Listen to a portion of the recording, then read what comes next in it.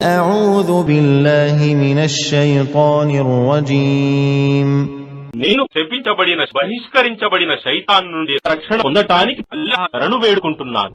قال قرينه ربنا ما أطغيته ولكن كان في ضلال بعيد.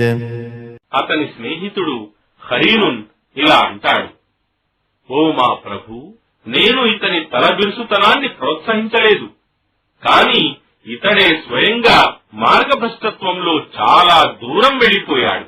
قال لا تختصموا لدي وقد قدمت إليكم بالوعيد.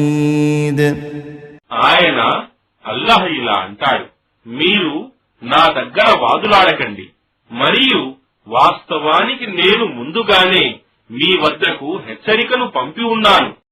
ما يبدل القول لدي وما أنا بظلام للعبيد. నా దగ్గర మాట మార్చడం జరగదు, మరియు నేను నా దాసులకు అన్యాయం చేసేవాడను కాను.